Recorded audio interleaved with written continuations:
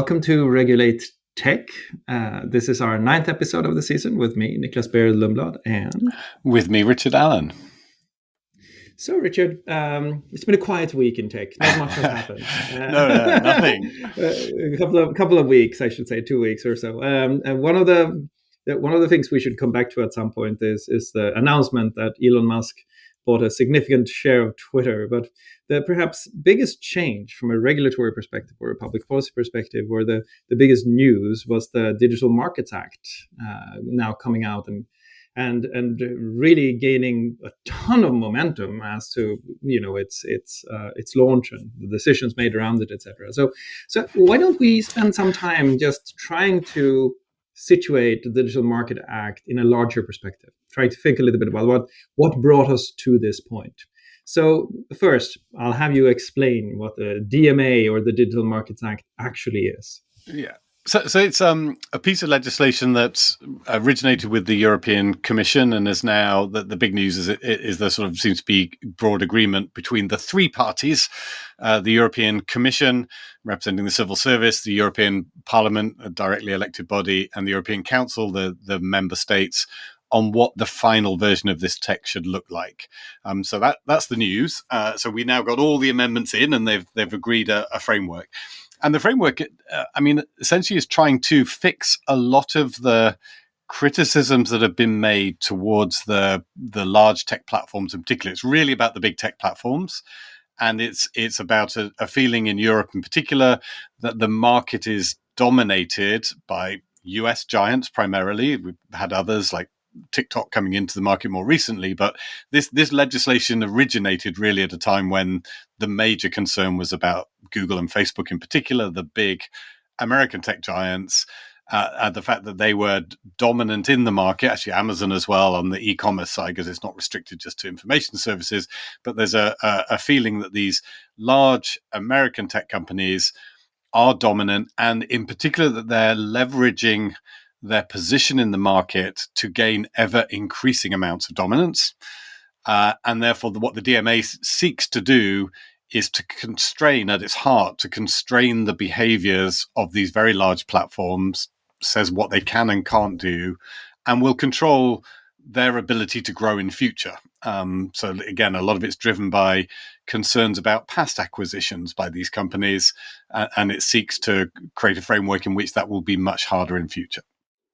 And I think we also have to point out another thing that's really interesting about this, and that is that to a very large degree, this is about competition, as you say, about dominance. And there's already a competition law in place in the European Union. That's right. There's a pretty robust competition framework, and the framework under which most of the competition investigations that we all heard about in the news, the Google, Amazon, Facebook, whatever investigations that might have actually been conducted under that general framework, which is a framework that applies equally to the transport sector, to the tech sector, to the pharma sector, etc. So the DMA seems to respond to a felt demand that this is not enough.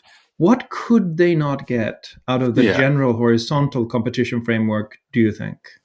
Yeah, so there's a couple of things. There's one very specific European feature, which was that there is this mixed enforcement between enforcement at the European Union level and enforcement at the member state level. And that's been quite messy for some time. So when a service, when there were concerns about a service acquiring another service, for example, the tests were, was it present in a certain number of markets? So you had to decide who had effectively jurisdiction. Is it going to be individual member states, competition authorities, or an EU-wide one? So some of it was sort of structural to Europe, just because Europe is effectively a sort of federation of individual countries with individual competition authorities. And so now they're sort of defining what they call it a gatekeeper, a European gatekeeper company should be. And there's a sort of big attempt to make a very sort of clear definition about what a gatekeeper company in Europe, because many of them will not be European too. Exactly. So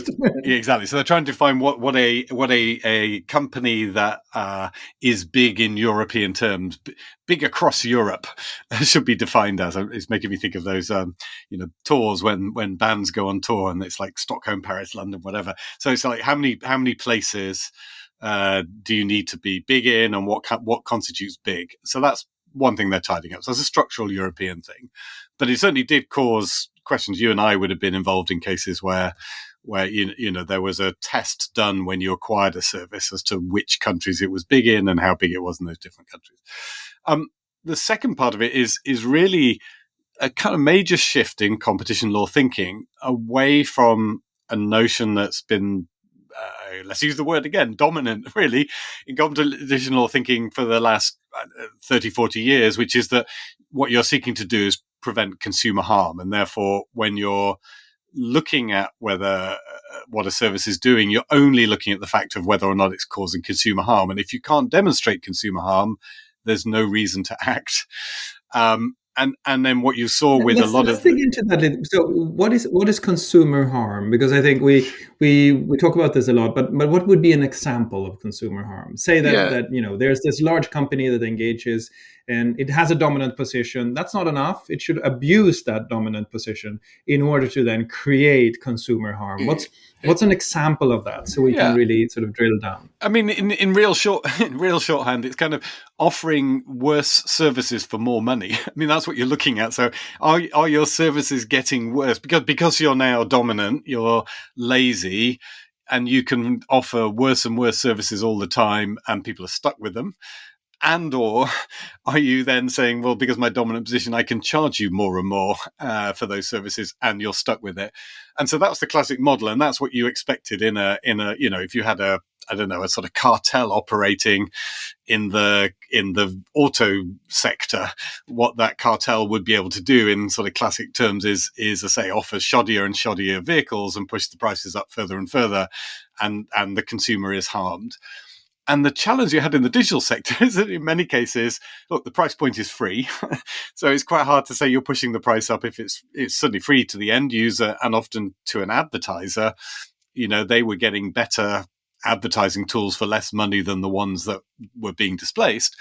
And the products were getting better and better. They're offering more and more functionality. So this sort of classic consumer harm test, it was quite difficult to apply when what appears to be happening in the online services market is you're getting better and better of services for the same or less money over time, and there's lots of arguments as to what else you are paying with and all of that. But just at a baseline, handing over cash, you're not being asked to hand over more cash, and the functionality is improving consistently.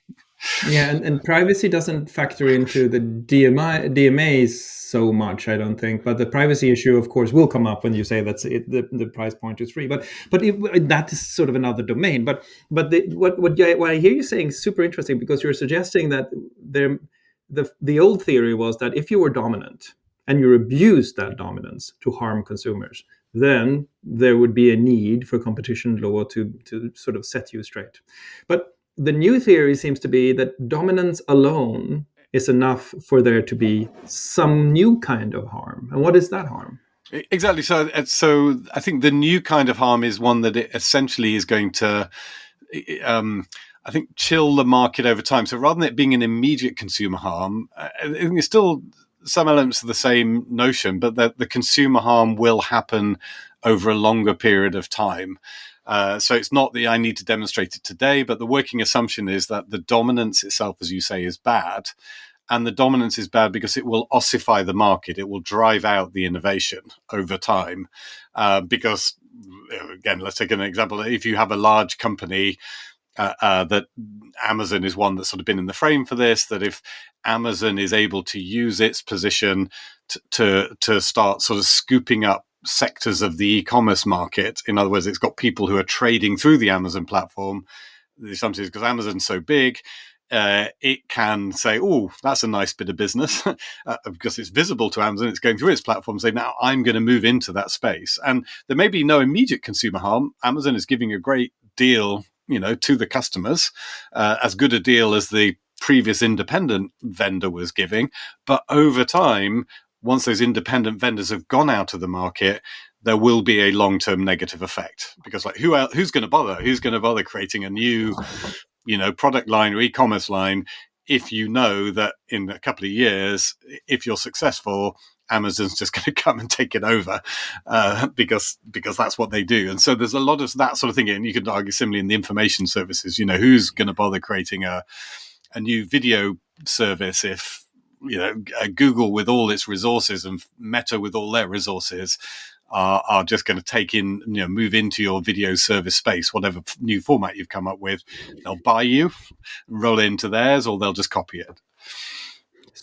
So you could argue then that what we've done is we've moved from a world in which you couldn't just point to dominance, you had to point to an abuse of that dominance that led to consumer harm, to a world in which dominance alone is seen to be a dampener on innovation to a degree such that it's actually become a social harm, not an individual consumer harm anymore.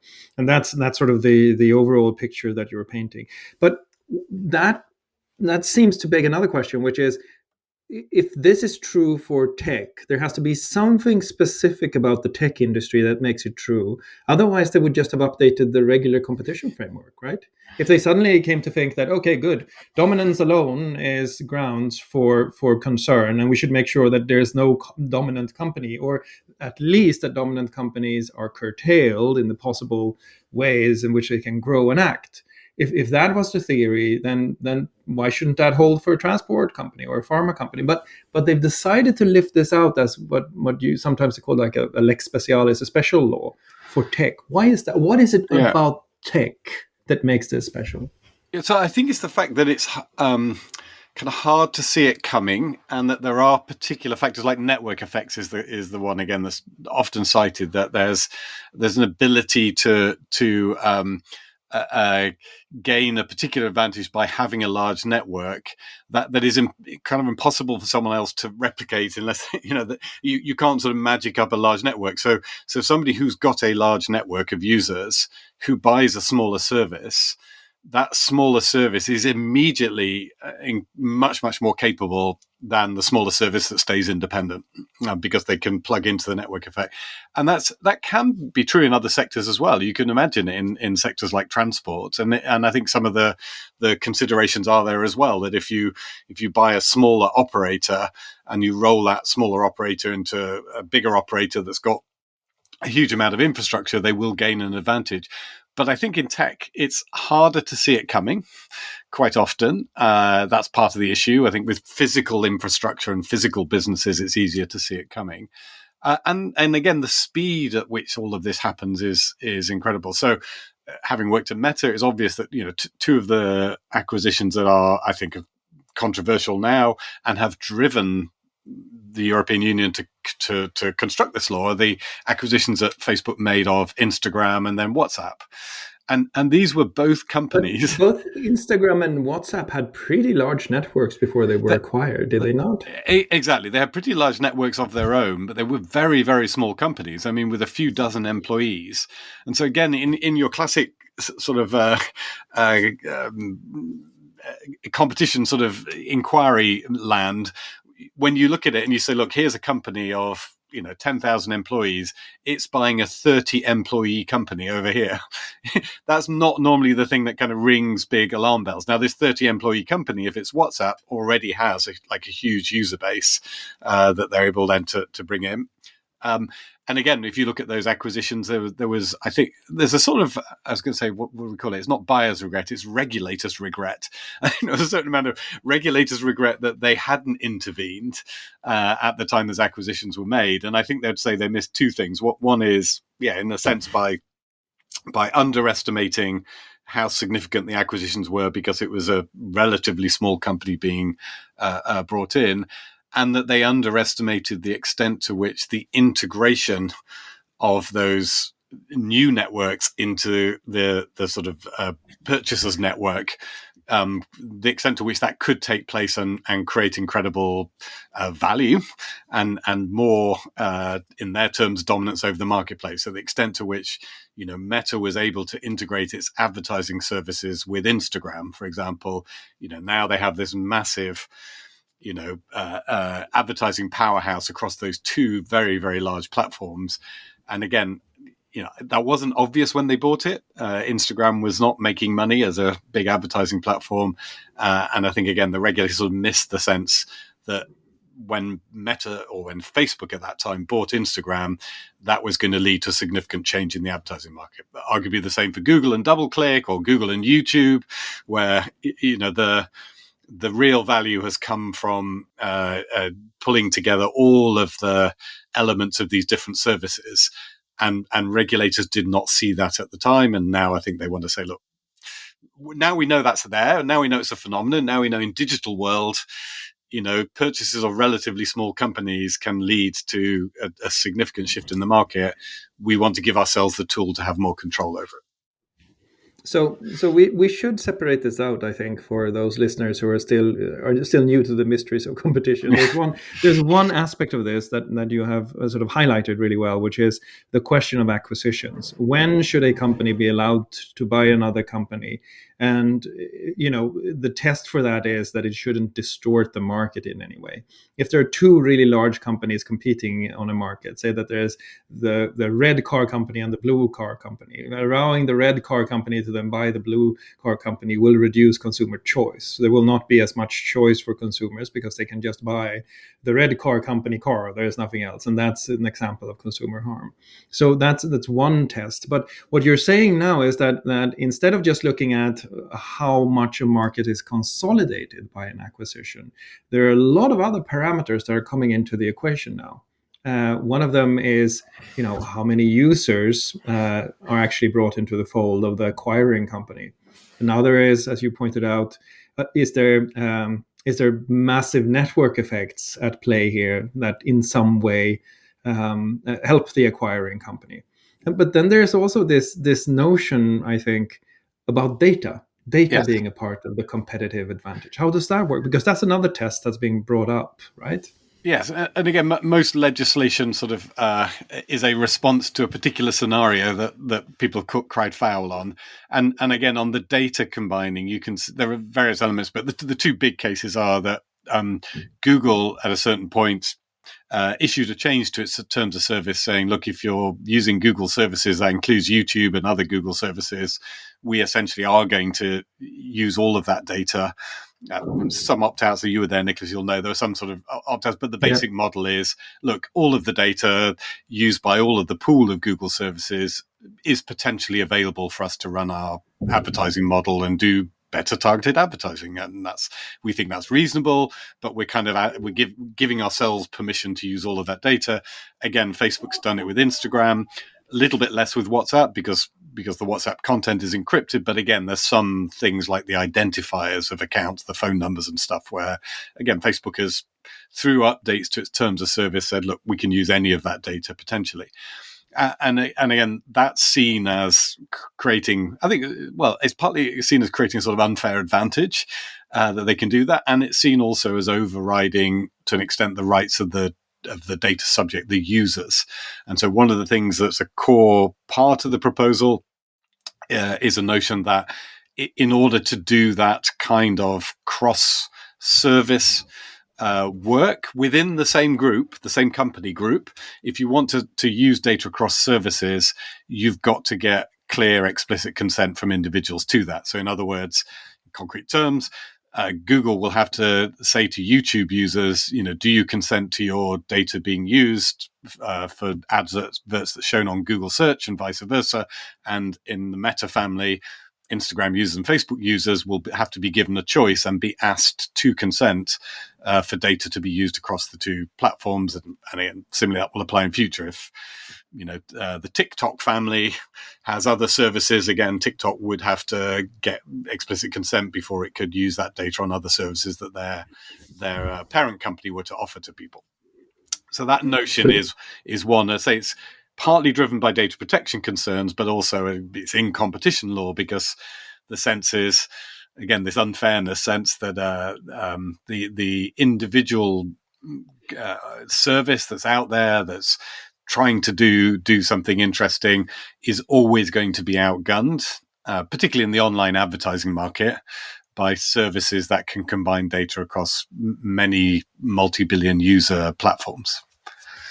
So one part of the way that competition law is changing is that specifically for the tech sector, because of network effects, because of data effects, what's happening is that there are limits being introduced on acquisitions and sort of tests for acquisitions that go way beyond what you would find in other sectors.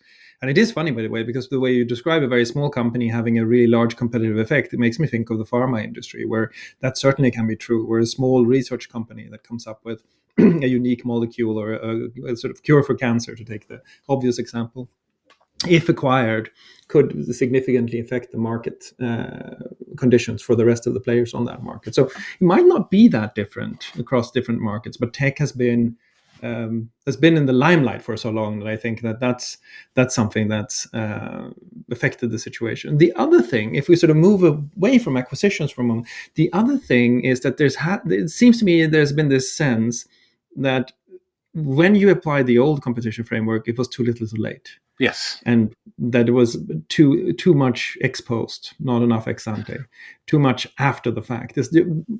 Talk about that. Yeah, that is a significant shift. So this notion of the gatekeeper. So the gatekeepers are defined as quite large companies. There's been backwards and forwards about how big you have to be in order to be defined as a gatekeeper, and we have to be candid and say that with some suspicion that the line is drawn in order to exclude some European companies that may or may not have lobbied in their favor, within the debate.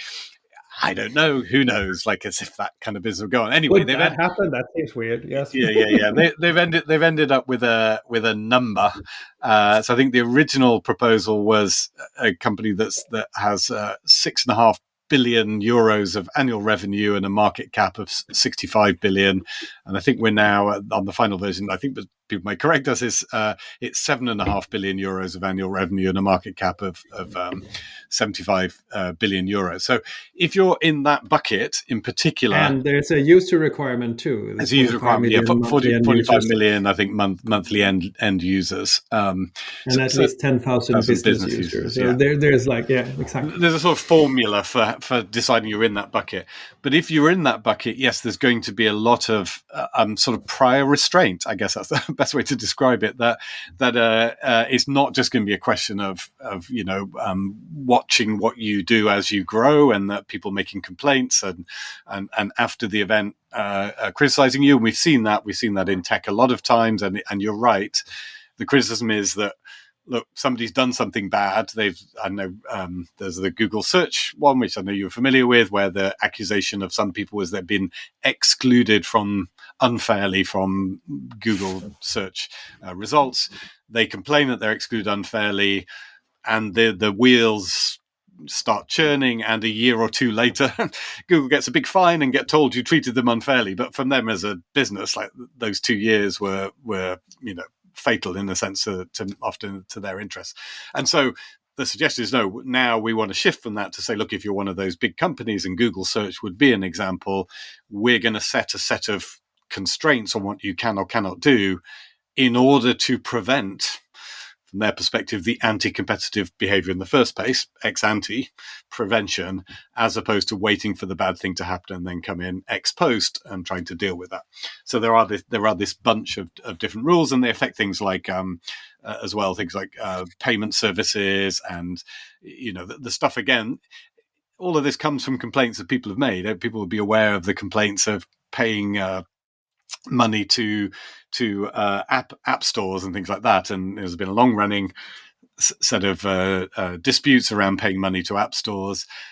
Again, you can see in a response to this in this regulation, where it is intending to ensure that people in these gatekeeper positions are constrained in the way in which they can do business with others. They're not just free anymore to set the pricing that they want to set and to deal with people in the way they want to deal with them.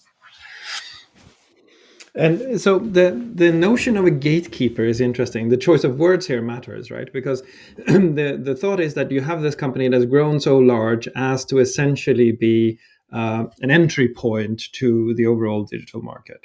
That assumes that this market is fairly mature, right? That we're in a state now where you're not going to see a whole lot of new Facebooks, and one way to formulate this is that the entire legislation operates under the hypothesis that there is not going to be, if you look into 2035, the top 10 internet companies are roughly going to be the same, right?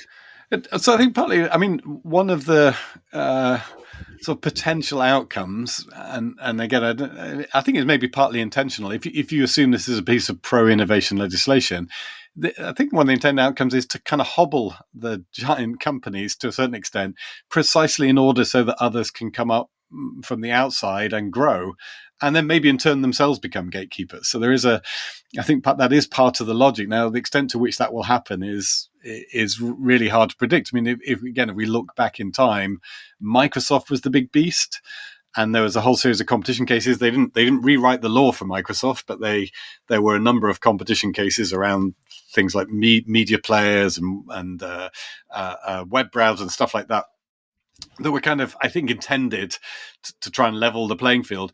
But curiously, they were intended to level the playing field around a world in which people were buying Office and operating system software and installing it on PCs. And the people that came up on the outside and really dealt a blow to this were people like Google coming up with completely different models, or Apple coming up with there's a hardware company and there's a cloud-based software company. And so, question, if this does have its intended effect, which is to slow down and make life more difficult for these big services as they are today, is that the right target?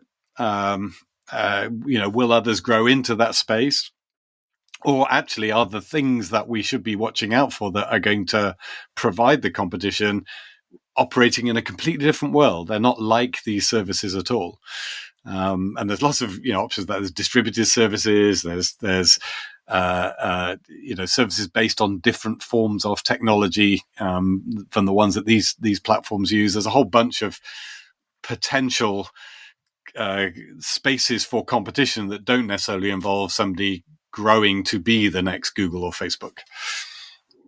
Right, and so it's the assumption that I'm trying to tease out here is that there are two ways to think about competition. One is to think, or many ways to think, but at least two. One is to say that there's competition on a market, right? There's competition on the shoe market. We make shoes, I make better shoes than you, and if you buy too many shoe stores and refuse to sell my shoes, then we have a competition issue. It's competition on a market. And the other perspective on this is competition about the market, where you sell shoes and I sell, these super duper cool plastic spray-ons that last for 2 weeks and keep your feet dry and warm. And so it's a very different way of solving the same kind of problem that a market is looking for. So competition about a market is different. These rules seem to assume that we've moved into a phase in digital where it's going to be competition on a market, and the established market is in need of being regulated.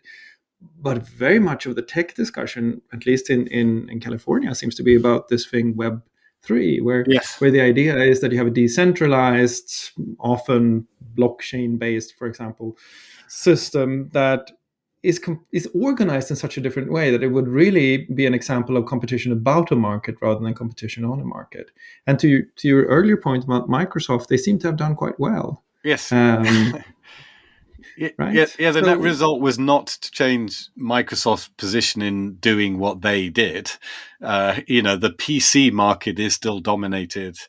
Well, the PC, the Microsoft still dominates the classic component-based PC market, as opposed to the Apple proprietary kind of device market. So that sort of hasn't fundamentally changed. But the competition, yes, came from different angles. The competition has come from the fact that people are using phones. So Microsoft's share of the total market is smaller, not because it's been pushed out of its core markets, but because people have grown into other markets. To your point, that they're buying spray-on shoes. Microsoft still dominates the traditional shoe market, as it were, but people are now buying the spray-on shoes or going barefoot. Yes. They're doing something completely different.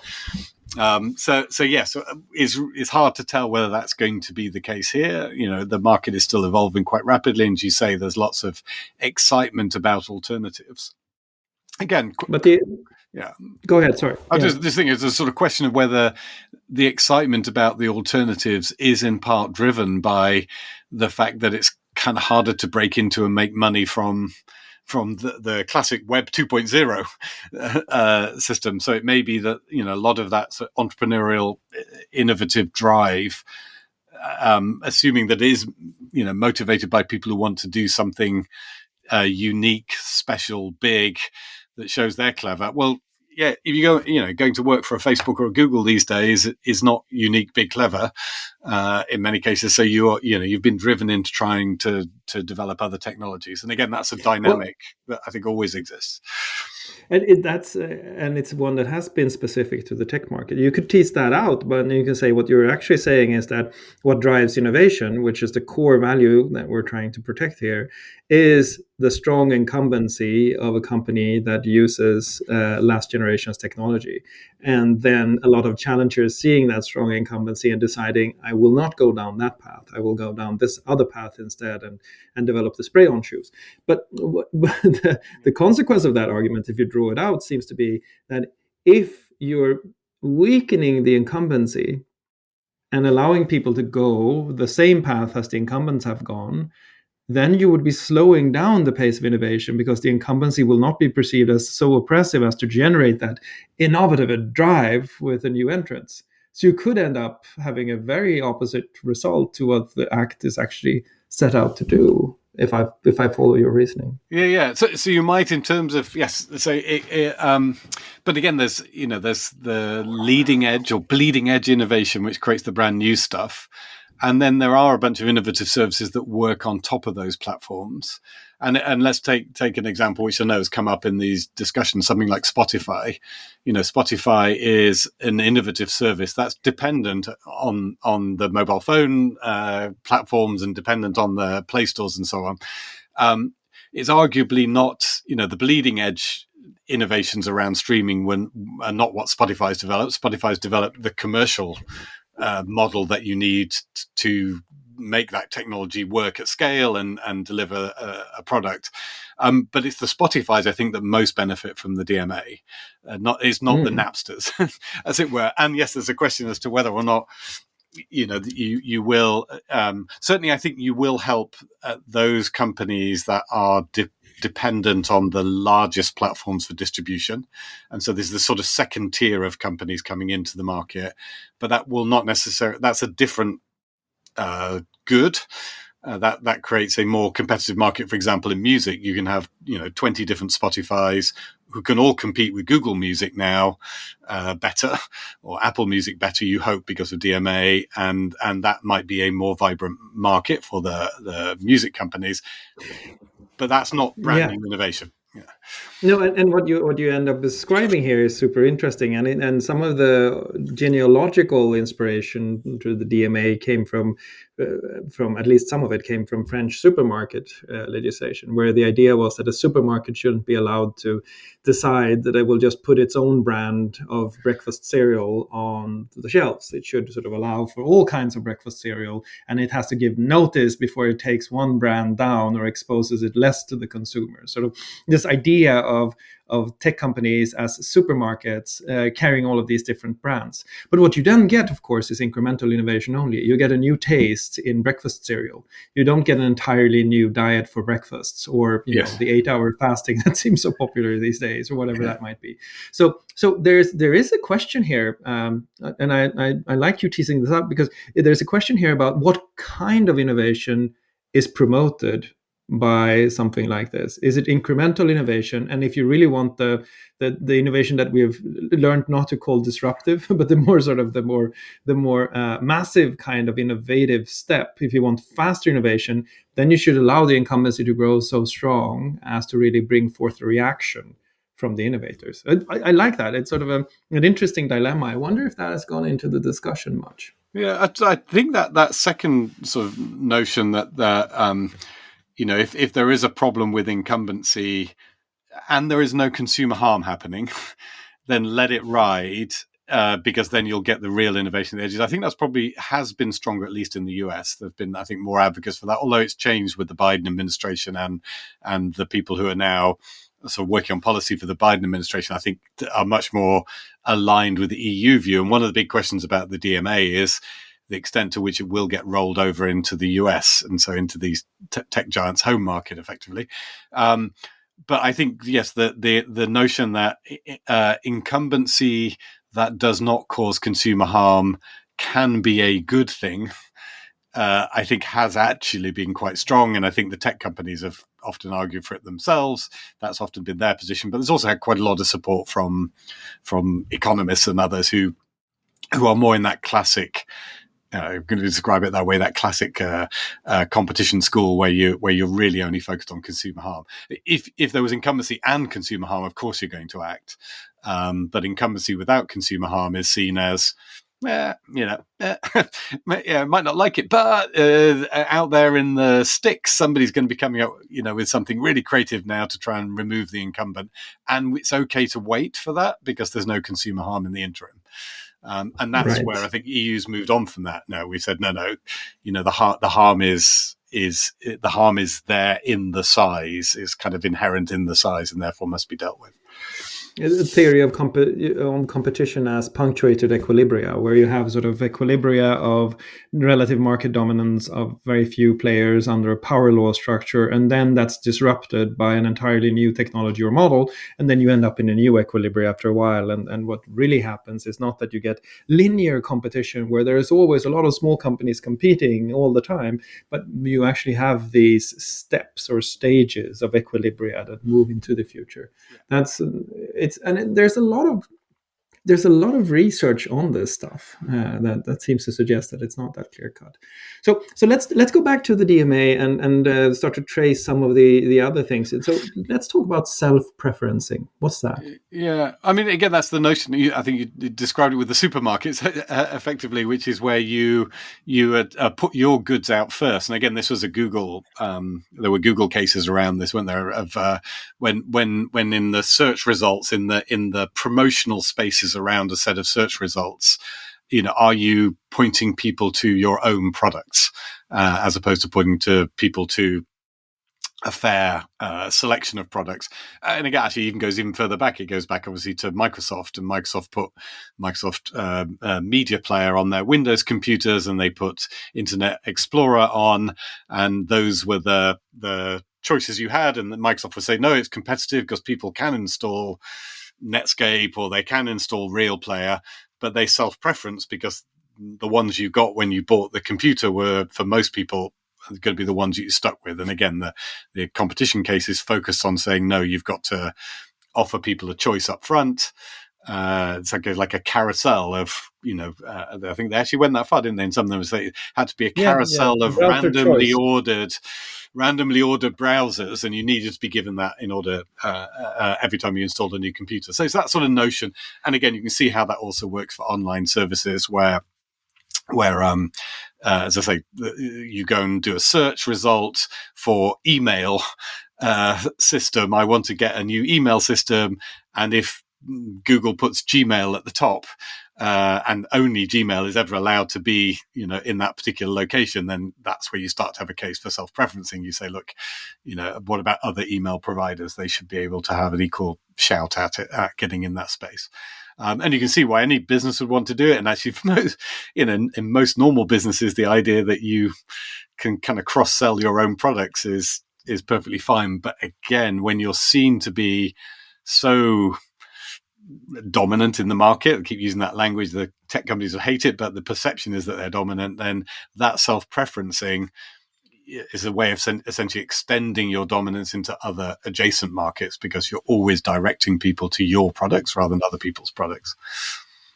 And then it leads to an interesting question, though, because it suggests that the mental model that you get of this is that there are 5 products, and your company's product is number 4 in terms of quality and reach and functionality, but you're putting that up front because that's your product and you want to cross-sell. But what if your product is actually the better one? How do you deal with that?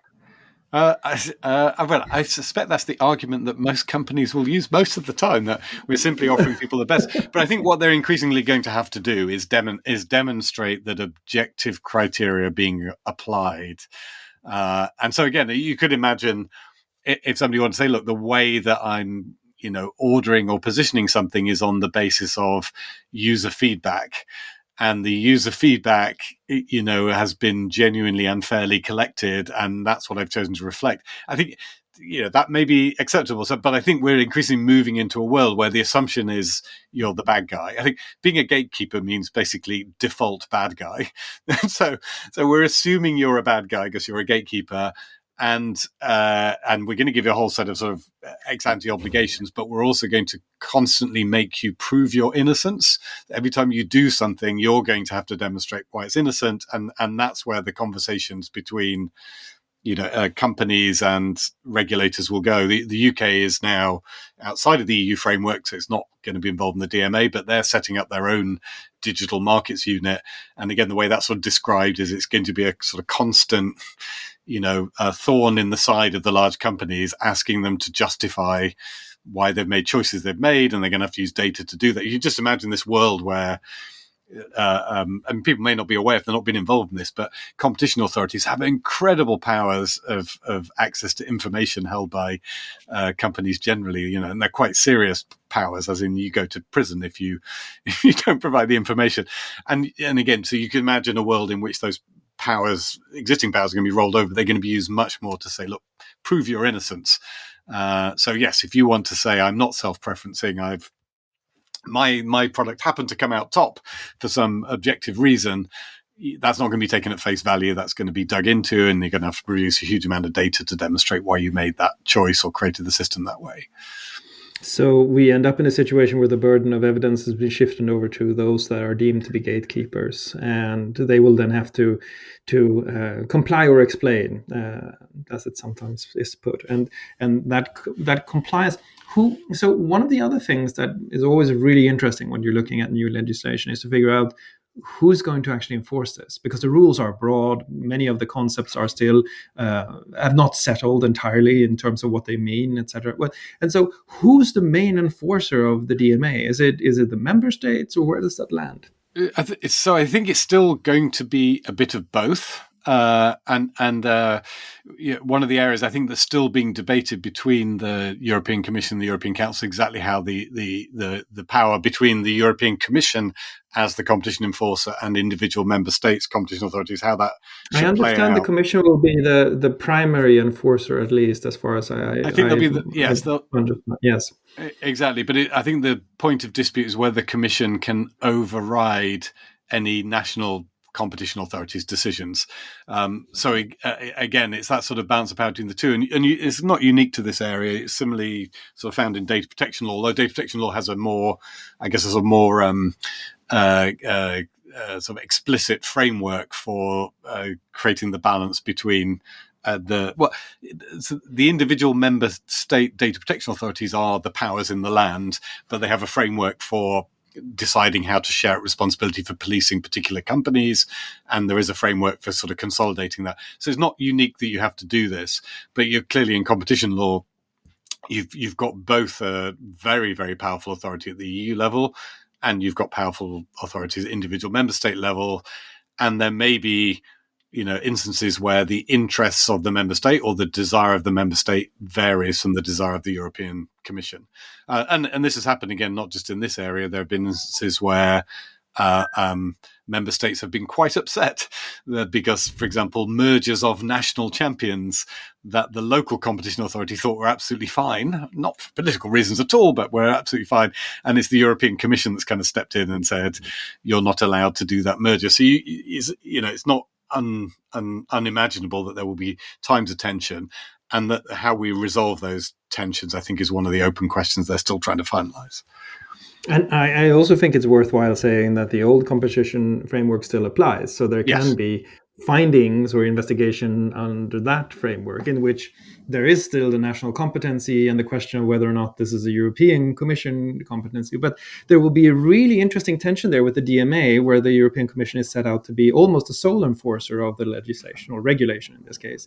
So it means that for the Commission, it will be advantageous to say that a particular case should be looked at under the rules of the DMA, because that gives them a much stronger argument for jurisdiction and for solving the case.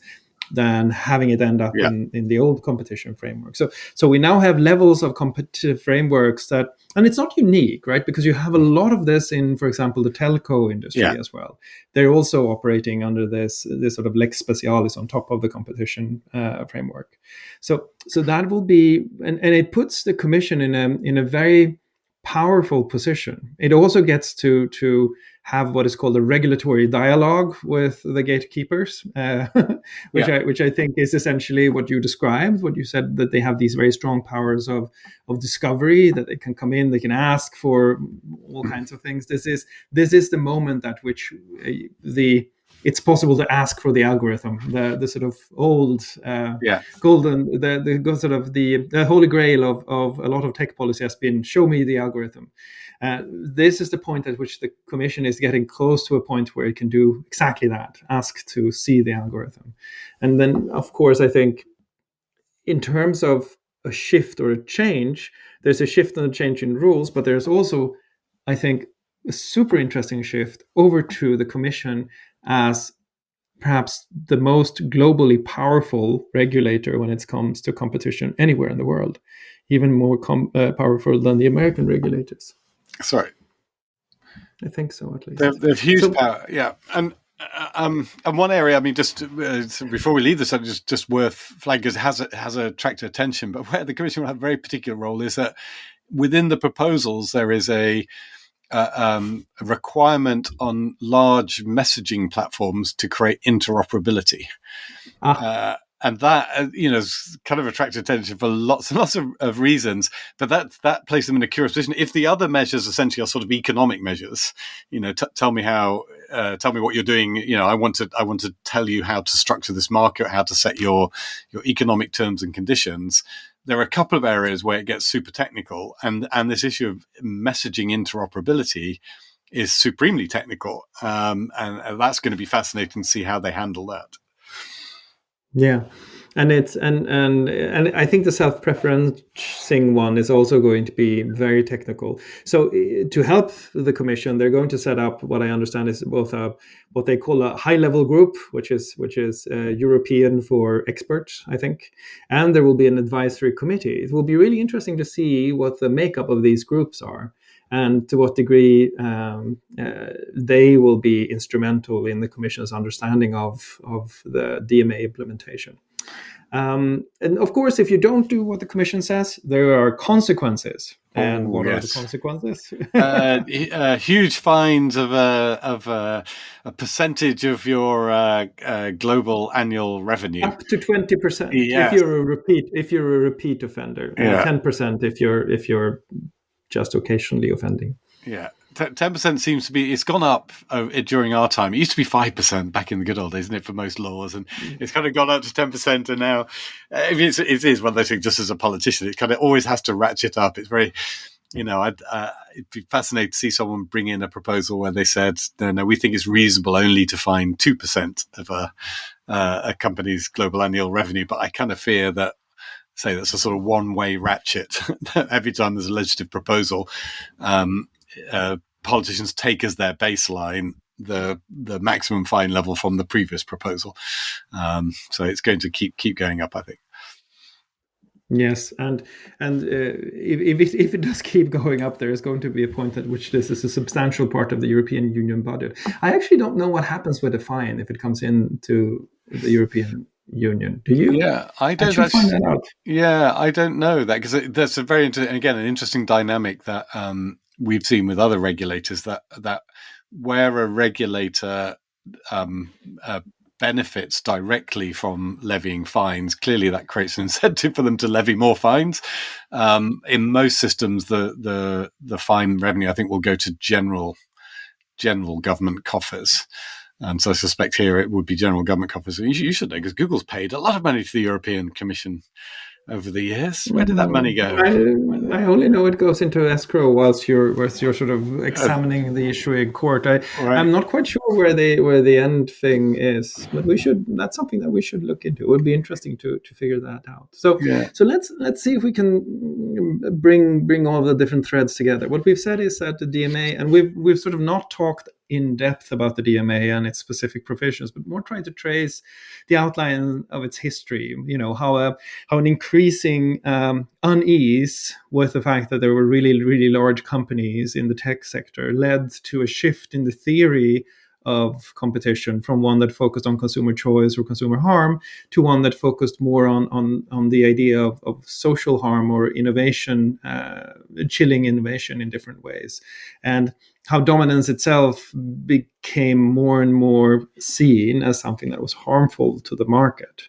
And from that then came the notion that we should test both acquisitions more carefully and not just look at what happens to market dynamics, but look at data, look at network effects, look at different other kinds of advantages that an acquisition can bring, as well as define the behavior of these already large companies by defining them as gatekeepers and then restraining them from doing a number of different things, self-preferencing or stopping other services from interoperating with them, etc.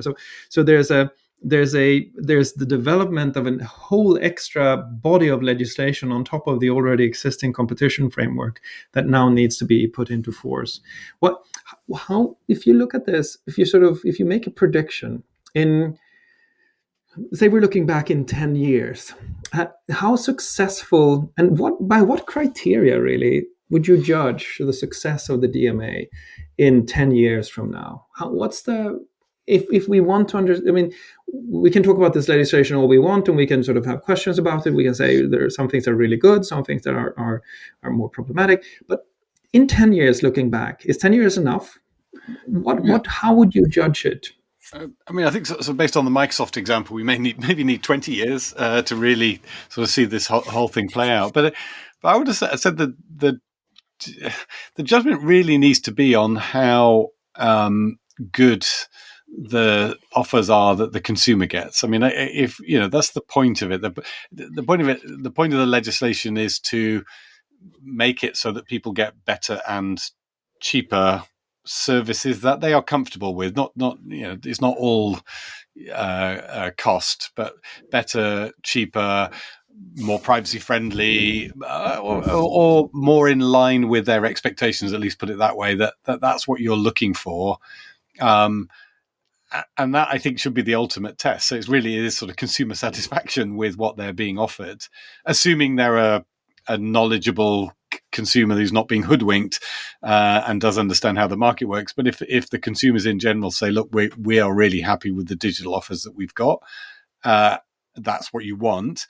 And then the question is, are they happier because of this intervention than they would have been otherwise?